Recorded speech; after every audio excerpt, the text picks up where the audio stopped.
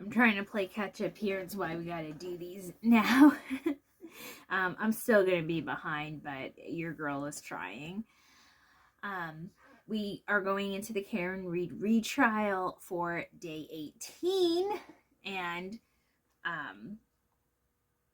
for day 18, I'm looking at my notes here because I'm just out of it. I apologize. If you saw the last thing, I'm not feeling well. There's weather stuff going on, and we have more forensic and DNA analysts on the scene at the beginning of day 18. Both of these were also very short for both the direct examination and cross-examination. This is because these are just people who have facts. They're like, we were given stuff, we looked at it, here are our reports on it, we're going to tell you that report. So it's hard for the defense or the Commonwealth to argue too much against stuff because it's like, it's DNA. It is what it is. It's forensics. It is what it is. There's nothing else that can be done there. And the defense also isn't going to hark too much on it because they're really trying to say that the investigation on Canton Police Department was bad. And if everything's bad, then it's going to be a problem. So if it's like, okay, yeah, these people are good. They did their jobs, but the Canton Police didn't do their job, and that's why we have problems. But we have witnesses 33 and 34, respectively, Nicholas Bradford. And look at this little cutie, Carl Miyasako. Look at that smile. In this picture that I have of him, Alan Jackson had made a little quip with him, and he was pleased with it. So acknowledging that, Alan Jackson acknowledging just how smart he was. And they were going into the DNA analysis of the hair samples. There was a hair sample, which I'll put here, which Maureen Harnett had taken photos of, and that Alessi had made some argument about. But anyway, there was this hair found on the bumper that was analyzed. And what we learned, or at least what I learned, is that neither one of the hair DNA analysts or DNA analysts from the clothing, etc., they could not determine, because these are experts, these are DNA scientists, and if you've never heard DNA scientists talk before, they do not give anything confirmed or conclusive. They're always going to talk in scientific lingo of, oh, these were the contributors or possible contributors. Yes, he was a reasonable contributor. So it's like, blood found on John O'Keefe likely comes from John O'Keefe's wound. Yes, he was considered a high contributor. They're never going to 100% confirm anything. And that's unfortunate for the lawyers who want them to go, but so you know that it was this. It was a reasonable contributor, which the jurors and the rest of us are going to understand, like, okay, yeah, we can conclude that for ourselves. We know that this guy is not, or this person is not going to say with 100% certainty, because that's not how experts and scientists do. At least 99% of the time, they're going to tell you with reasonable scientific certainty is usually the phrase they go with. But they both admitted that they could not say how the hair got there. Was it transferred from somebody's clothing? Was it because somebody had bent over and touched it? Was it on something else that transferred? They don't know how it got there. And they also, hair sample had gone on that part of the car. It was like it could have fallen down. Again, it could have been stuck on somebody's shirt. And the reason why this mattered is because both the Commonwealth and the defense, from their respective points of view, were trying to say that the hair got there because John O'Keefe got hit, or it didn't get there because John O'Keefe wasn't hit. It's like, they were like, yeah, we don't know how or what happened to the hair to get it there. We just know there was a hair and we analyzed it. And they said that it could have been there for days. They don't know when the hair got there. Like, hair can stick around and clings to things for long periods of time, if it's allowed to. They're like, so it just had to have happened shortly. It had to have happened before the car was seized. So how that hair got there or whatever, they just know it had to be there by the time the car was seized. It could not have gotten there afterwards. It had to have gotten there before it was put in police custody and processed, analyzed, etc. And we also I learned that all hair has mitochondrial DNA, which is different from the DNA that we're all used to. DNA that we're used to is, you get a sample of somebody's blood or saliva, and it's unique to that individual. It associates to that one person. That's not the case with hair DNA, with mitochondrial DNA. It's all from maternal lineage, so from a mother's lineage. So your great-great-great-great-grandmother, your great-grandmother, your grandmother, your mother, you, and your children are all going to have identical hair follicle samples that cannot be distinguished from anybody else's, according to Mr. Miyasako. He was the analyst who was answering these questions. And that meant anyone who had John O'Keefe's mother's blood lineage, that hair could have belonged to them as long as they were around the stuff or had affiliations with or had contact with the SUV before it was seized. Now, this means that it could not 100% be concluded to be John O'Keefe's hair. It could have been his hair. He was included. He wasn't excluded. They weren't saying there's no way it was. They were like, he's a reasonable contributor. Like, it is more likely than not that he was a person who could have contributed this hair. But his mother, who was around the SUV, because Karen Reed and John O'Keefe's mother were both at John's house at One Meadows the day of the incident later that day. She was there for a little while, and then she ended up going back to Dayton, to where her parents lived later on. So her SUV was around John O'Keefe's mother. Speaking of John O'Keefe's mother, she was not pleased when Alan Jackson was pointing this out. He was like, so it couldn't, you cannot say for sure that this is John O'Keefe's hair. No, we cannot determine with any kind of certainty whose hair it is. We just know that it came from this maternal lineage. So, even if he had children, it wouldn't be his hair. It would be whoever their hair is. But the niece and nephew were his sister's hair. Would have his sister's hair, which means they would have his mother's hair, which means the niece and nephew could have contributed the hair as well. And John O'Keefe's mother, Peg O'Keefe, was doing this. She was glaring Jackson down, rolling her eyes, shaking her head, and this is my speculation. I think it's for two reasons. One, because she's like, oh, of course you're trying to say it wasn't his hair. We all know it was his hair. And the reason why I think she's being like that is because she sees Alan Jackson as the enemy because he's defending Karen Reed, and Peg O'Keefe wants justice for her son. And she sees Alan Jackson's words and actions as being getting that justice taken away, or attempting to take that away.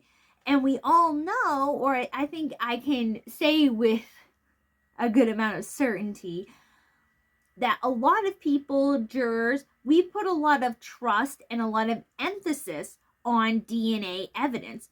So if you have the people who are analyzing the DNA saying, well, based on the hair, it could have been any of the people who had this hair lineage who came in contact with it. John O'Keefe, reasonable. Peg O'Keefe, reasonable. She was around the car the day of the incident when the car got seized. And of course, John O'Keefe's niece and nephew, who have that lineage of hair, they were in and around the SUV a lot. Karen Reed had been, according to the niece in her testimony, had said that Karen Reed was at their house almost every day since her and John O'Keefe started dating. And that Karen Reed had taken them to school, picked them up, taken them shopping, etc. So they had been in and around the SUV. And then there was also John O'Keefe's other brother who was also at One Meadows that day. So you have 5 people who cannot indistinguishably or indiscriminately be pointed out as contributors to this hair. It's like, it's reasonable that could have been any one of them, and we cannot tell you who. And the other part of that is this is coming from neutral third-party experts. DNA analysts just see data and they report the data. As I mentioned before, they don't have an agenda.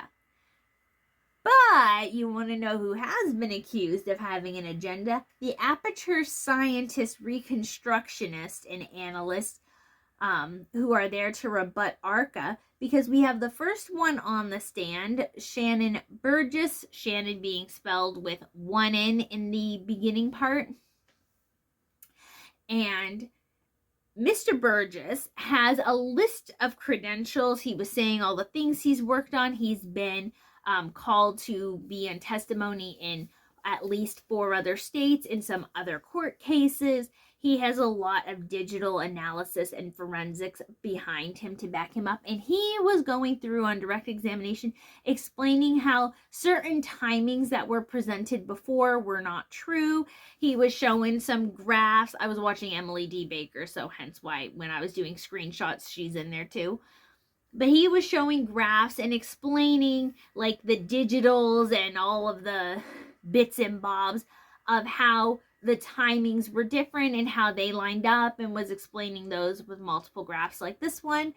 And that's all well and dandy. It seemed pretty straightforward. He was given some good stuff going over the analysis of Karen Reed's vehicle and pointing out structural differences and of keystrokes of the car when it stopped, hit, 3-point turns, all of these things, points of impact, etc. Well, the problem, as I said, the reason why there's a suspected agenda here is because this is the particular aperture scientist who has made the May 8th, where all of his findings had changed May 8th mid-trial. And when he was asked about it on cross-examination, he did not begin testing until after April 22nd, after testimony and trial began, including the phone and other car analysts and experts had already testified. So if you have him coming on stand, he's like, well, I don't have a new report. It's a supplemental report. I didn't make any changes. Okay, but in your first report, as Alessi pointed out, you have this. In this report, you have this. These are 2 different things on the same subject. Are they different? And Mr. Burgess said, correct, they are different. So how can you say that's not a change? I don't consider that a change. Okay, it didn't get better from there. Because we also have Mr. Alessi asking him, is integrity and honesty and reliability a part of forensic scientist examination? And you know that forensics is affiliated and going to be brought to and used in court. Yes, I understand that. Yes, that's correct. You have to have integrity, reliability, and honesty. You have to have academic integrity for your findings and work, etc. That's cool, bro. But then Alessi points out that in his CV, which if you don't know, that means curriculum vitae, it's if you have a resume for work done outside of the United States, is what it means in our case. And he says that he studied at the University of Alabama in Birmingham, which is England or Scotland or something like that. And that's not all the way important here. But he had said that he had a general science and mathematics degree in business administration. That's great and stuff like that. It was also asked if he had done all of his testing based on homicide. And Alessi was trying to make it sound like, oh, so you went with this being a homicide, not it being anything else. I don't know why Alessi was arguing that, honestly, because I agree with Emily D. Baker, who she had said the thought in her stream, but I had the same thought when I was watching it, is that, okay, but the defense is saying that they think that John O'Keefe died at the hands of someone else too. The defense is just trying to say that someone else was not Karen Reed. So why are we harped on that? I don't know. And that he had pointed out that he had done his supplemental test at the request of the Commonwealth. And he goes, no, that's not true. You have an email. Alessi showed him an email, and it was also brought forth to be shown that he had said, per your request to Mr. Brennan about the additional testing. And he said, that was from another report I gave him. I just copy and pasted it. Why did you copy and paste from another report and didn't even bother doing any editing? And Burgess said, I didn't think it was that important. What else he didn't think was important was when Alessi pointed out that he doesn't actually have this degree because Burgess gave a different CV and resume to the Commonwealth, and of course that was shared with the defense, where on there he said that his bachelor degree of general science and mathematics and business administration, that is pending or in pursuit, as in he doesn't have it right now, but he's working on it.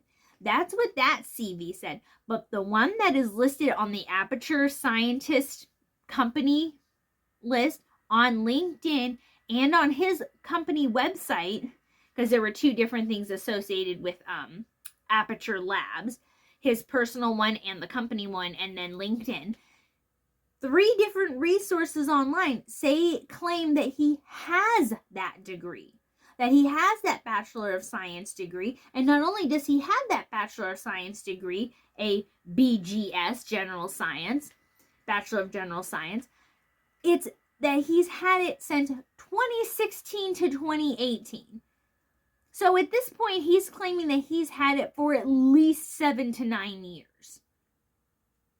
And he does, but in reality, he does not have it yet. And then he claimed that he'd been working on it since he had received a different bachelor's degree in 2005. And Alessi points out, so that means that you've been working on getting a Bachelor of General Science degree that you do not have right now, but have it listed as you having for 17 years?